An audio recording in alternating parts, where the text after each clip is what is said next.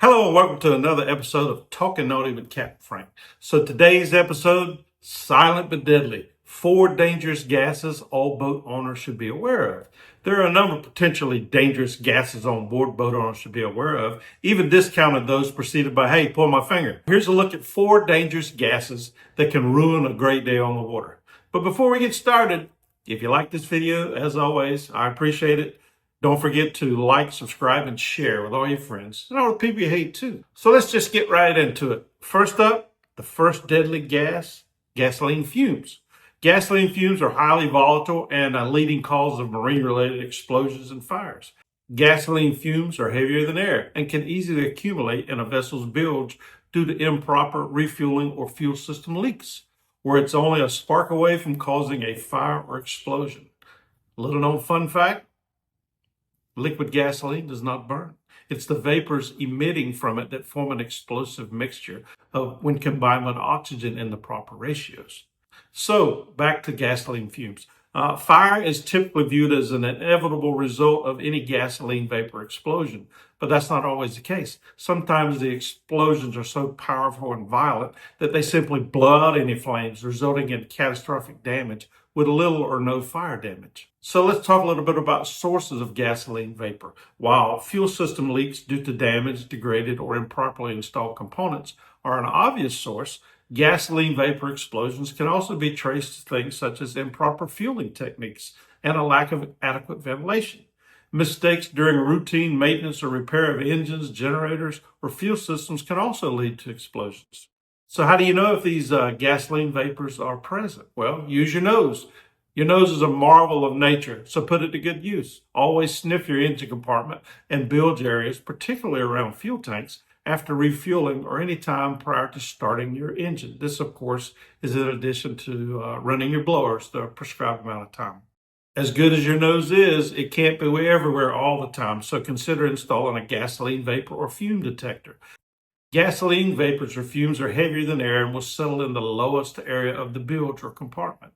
As such, fume detectors and sensors, which are not waterproof, should be mounted as low as possible in the bilge, but above the normal slosh range of bilge water.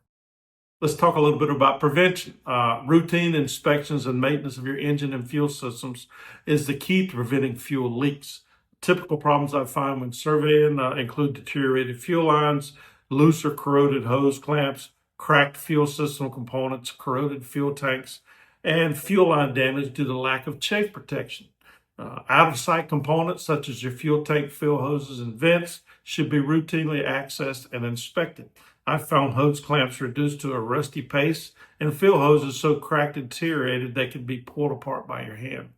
Rubber hose and fuel lines, like everything else, has got a limited lifespan, and while there's no hard and fast rule, probably about 7 to 10 years of age, you want to start replacing these hoses, no matter how they look. This is kind of scary, as I routinely find original fuel lines and hoses, tank fills and stuff on boats constructed in the 70s and 80s. All electrical equipment installed in engine or generator compartments of gasoline-powered engines, your starters, your alternators, pumps, battery chargers, water heaters, must be labeled as being ignition protected.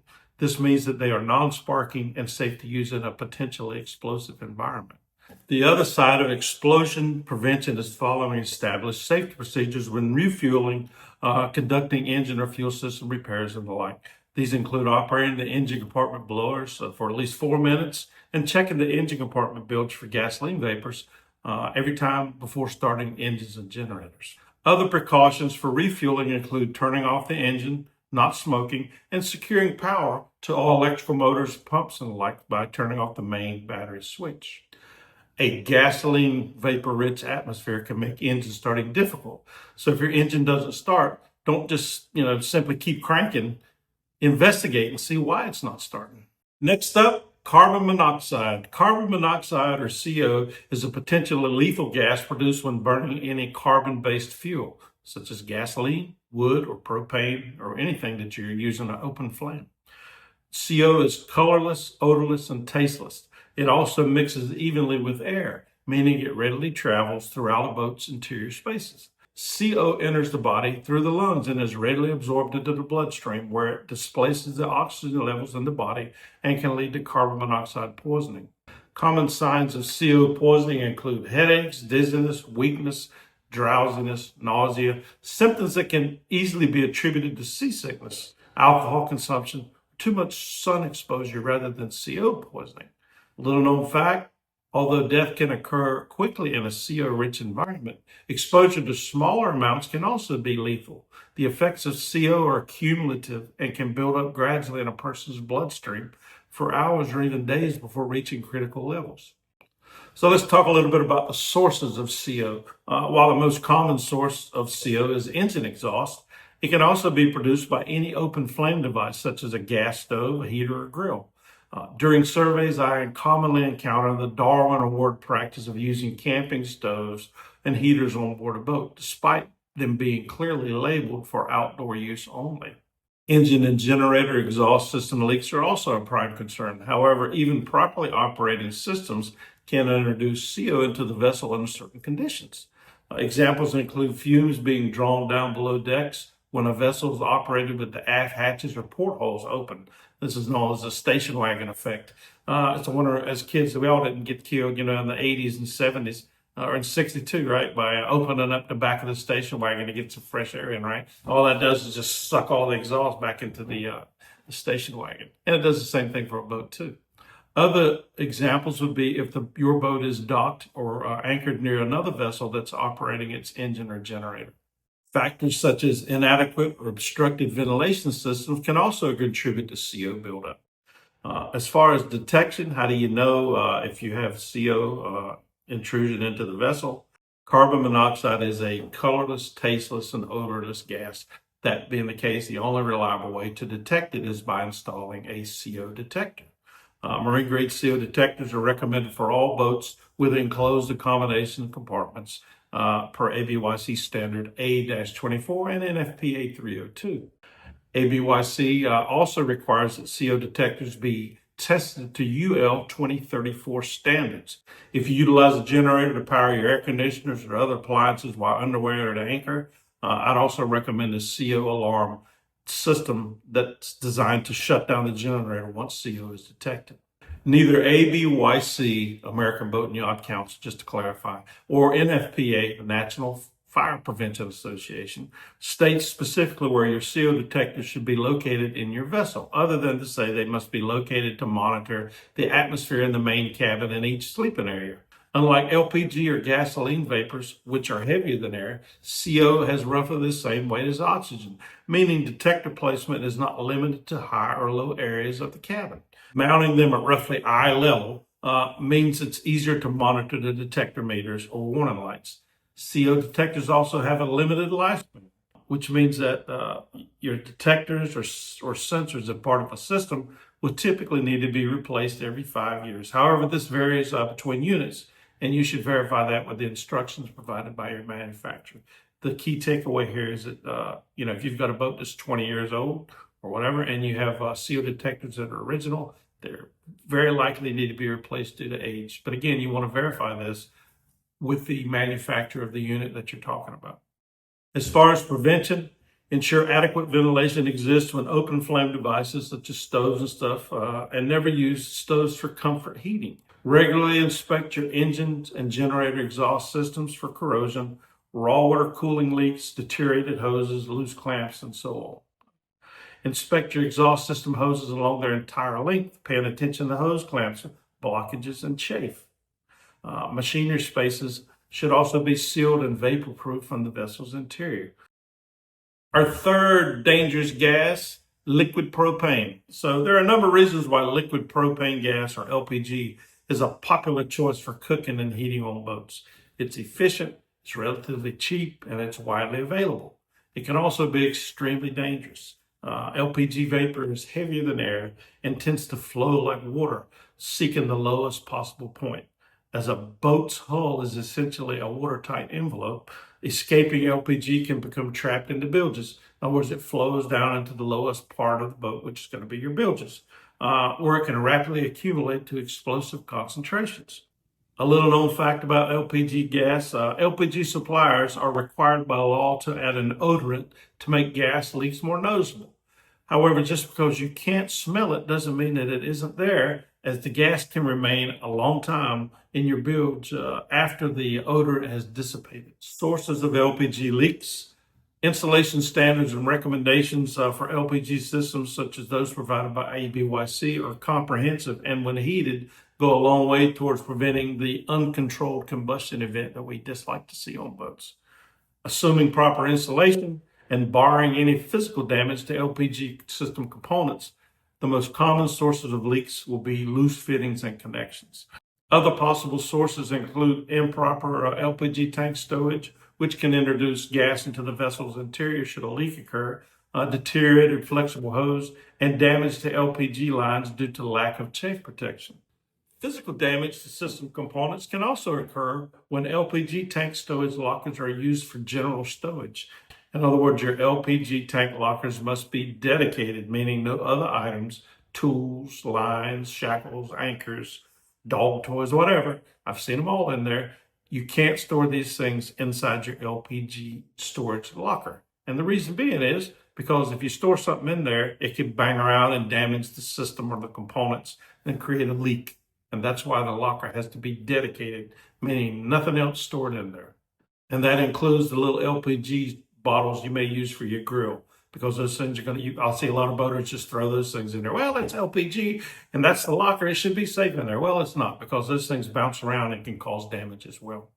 Now let's talk a little bit about detection of LPG leaks. In addition to your nose, an LPG detector or sniffer is an excellent means of detecting leaks. Some sniffers consist of a single unit containing the sensor and alarm circuitry. However, most are sold as a control package, which includes a monitor, control panel, remote sensors, 1, 2, or more, depending on the unit and the system you buy, and a remote controlled solenoid on-off valve to be installed at the tank. Sniffers are designed to constantly monitor the air for LPG gas and should be configured to do so, even with no one on board. And by that, I mean that the sniffer system should be active and powered up, regardless of whether you're on board the boat or not. This ensures that if you return to the boat, you're alerted to a leak prior to boarding and potentially turning on potential spark-inducing piece of equipment. For those who leave their vessels unattended for long periods of time, you should look into sniffer units that provide an option to trigger an external alarm, such as a loud horn or a marine strobe light, to alert marina personnel or passersby that there's a potential problem. As LPG vapor is heavier than air, sensors should be located beside and below appliances, under stoves, for example, and other low areas of the cabin or bilge where fumes are likely to collect. Your LPG sensors are not waterproof, so when you mount them in the bilge, they need to be located as low as possible, but in a location where they're not submerged or subject to bilge water splash. Prevention-wise, check your LPG system weekly for leaks by conducting a leak down test. And I tell everybody that when I survey a boat, I tell them, okay, so you look at your system, you should have a LPG gauge in your system. And the purpose of that LPG gauge is not to tell you how much fuel you got, although it will do that. The purpose of that LPG gauge is to allow you to be able to easily conduct a leak down test. In other words, to check your system for leaks. And how do you conduct that? Well, I'm glad you asked, because I'm going to tell you. With the stove or appliance valves off and the solenoid, if you have one in your system, in the on position, open the manual cylinder supply valve to charge the system.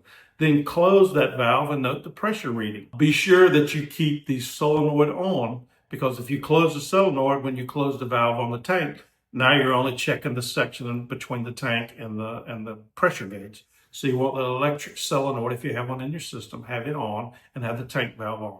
And you've energized the whole system, and now you just shut off the valve at the tank, the manual shut off at the tank. Then you note the pressure. This pressure should remain constant for not less than 3 minutes. A drop in pressure indicates a potential leak, meaning the system must be checked. And you typically do that with leak detection fluid or a solution of non-ammonia soapy water. You don't want to use ammonia because it can attack the brass fittings and such for the LPG system connections. And for God's sake, unless you want top billing in the Darwin Awards website, don't use a flame like a lighter or something to check for leaks. Don't laugh. I've seen people do it.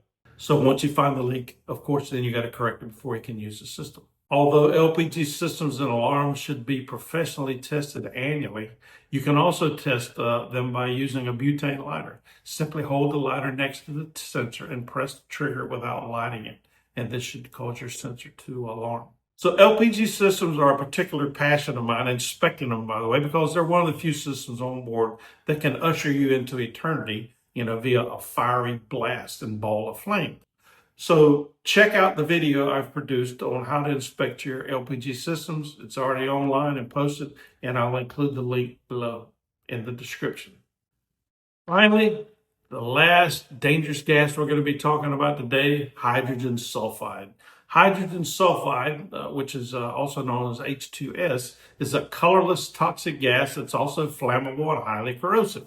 Symptoms of H2S exposure include skin and eye irritation, headaches, loss of balance, nausea, delirium, tremors, and convulsions. Inhalation of high concentrations of H2S can lead to rapid unconsciousness and death.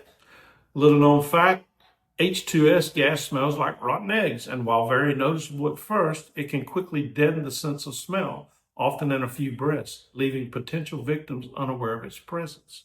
Let's talk a little bit about sources. Where does this gas come from? Well, H2S gas occurs naturally during the breakdown of organic matter. It can be found in swamps, sewers, volcanic gases, and even water wells. For most recreational boats, the primary source of H2S gas is going to be overcharging your lead-acid batteries. Detection: there are a number of portable H2S gas detectors available online, with many priced under $100. Your nose is also a valuable detector. However, just keep in mind that by the time you can smell it, hydrogen sulfide has already reached a level that's harmful to humans. As to prevention, as mentioned above, the primary source of H2S for the purpose of this article is the overcharging of lead-acid batteries. To avoid this, match your battery charger to the type and size of battery or bank you are charging. Set the charging levels to the lowest effective setting and monitor your battery voltage and temperature while charging. Adequate ventilation is also critical. If H2S is smelled or detected, turn off the charger, ventilate the compartment, and stay outside until the gas is dissipated. I hope you enjoyed this video, and if so, and you want to buy Capt Frank a cup of coffee, please click on the thanks button below this video. All tips received, not spent on coffee, will be used to improve my YouTube channel and create even more awesome videos.